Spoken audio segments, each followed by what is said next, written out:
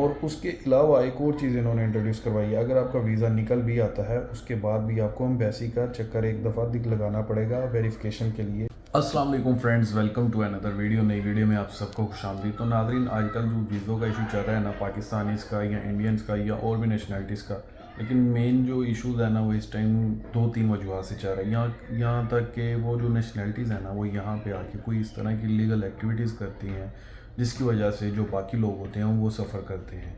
अब मिसाल के तौर पे पाकिस्तानी की नेशनलिटीज़ के काफ़ी ज़्यादा लोग यहाँ पे एज अ बैगिंग मांगने के तौर पे इन्होंने देखे हैं। उसके अलावा और भी कुछ इलीगल एक्टिविटीज़ में इन्होंने देखे हैं कि वो नेशनलिटीज़ के लोग फिर उनके ख़िलाफ़ क्रैकडाउन करते हैं और देन फिर बाकी लोग सफ़र करते हैं क्योंकि वीज़ाज़ रिजेक्शन आनी स्टार्ट हो जाती हैं।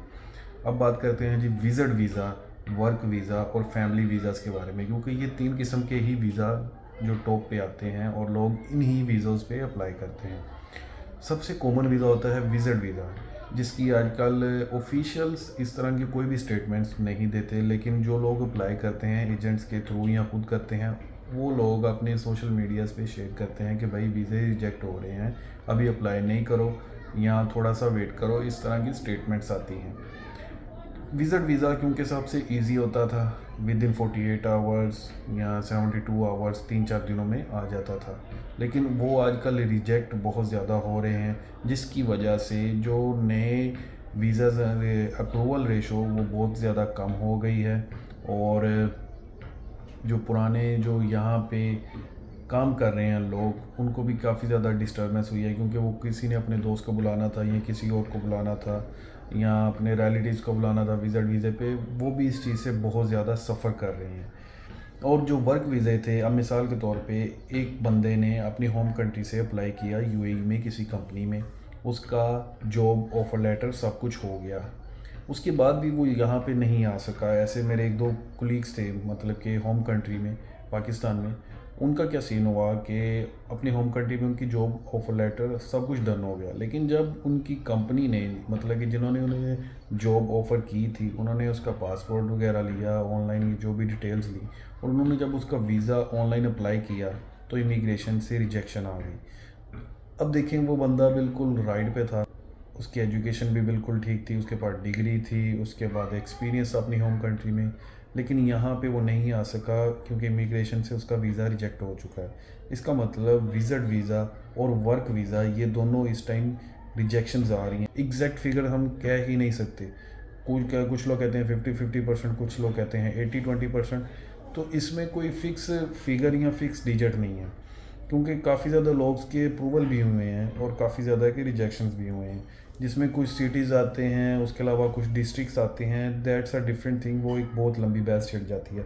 अब तीसरी कैटेगरी आती है फैमिली वीज़ा। फैमिली वीज़ा इस टाइम बिल्कुल लग रहे हैं, क्योंकि यहाँ पे जो जॉब कर रहे हैं लोग, उनके पास प्रॉपर सर्टिफिकेशंस हैं, उनके पास प्रॉपर मैरिज सर्टिफिकेट्स है, बर्थ सर्टिफिकेट्स हैं उनके बच्चों के, तो वो एक एक्स्ट्रा एज प्रोवाइड करता है कि बंदा यहाँ पे जॉब कर रहा है, वो अपनी वाइफ को बुला रहा है, अपने बच्चों को बुला रहा है। सिर्फ इस टाइम वो वीज़े लग रहे हैं भाई, फैमिली वीज़ा, जिसको कहते हैं स्पॉन्सर वीज़ा।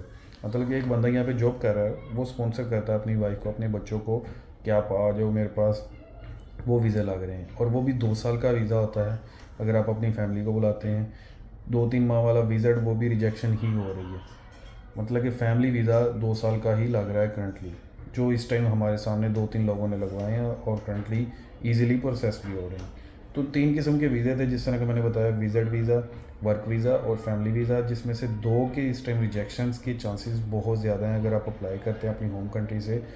तो आप सोच समझ के कीजिएगा। और नेक्स्ट जो प्रोसेस इन्होंने एक न्यू लॉन्च किया है, उसमें इन्होंने ये कह दिया है जी पुलिस वेरिफिकेशन सर्टिफिकेट भी चाहिए। और उसके अलावा एक और चीज़ इन्होंने इंट्रोड्यूस करवाई है, अगर आपका वीज़ा निकल भी आता है उसके बाद भी आपको एम्बेसी का चक्कर एक दफ़ा दिख लगाना पड़ेगा वेरिफिकेशन के लिए, कि वो चेक करेंगे इधर ये बंदा वेरीफाई है भी है या नहीं, ये बंदा दुबई में जाके वहाँ पे कोई इलीगल एक्टिविटी भी करेगा कि नहीं।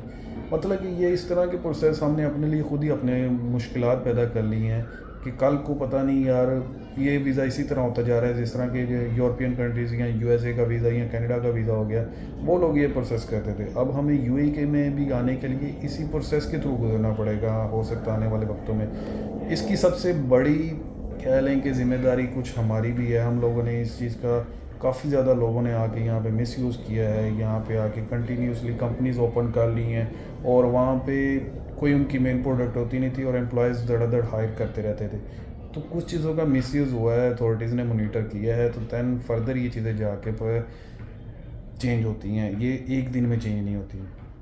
तो फ़िलहाल जो विज़िट वीज़े हैं उनका इश्यूज़ आ रहा है। जो अप्लाई कर रहे हैं वो कहते हैं कि डायरेक्ट आप ये इनकी इमिग्रेशन की वेबसाइट पे जाके खुद अप्लाई करें। उसके बाद में आपकी होम कंट्री में जो यूएई का कॉन्सुलेट है या यूएई की एम्बेसी है वहाँ पे आपको विज़िट करना पड़ेगा, उसके बाद ही ये वीज़ा वगैरह प्रोसेस होगा। तो होपफुली आपको ये वीडियो पसंद आई होगी, तो इसको कीजिएगा लाइक शेयर एंड सब्सक्राइब। इंशाल्लाह मिलते हैं नेक्स्ट वीडियो में। टेक केयर, अल्लाह हाफिज़।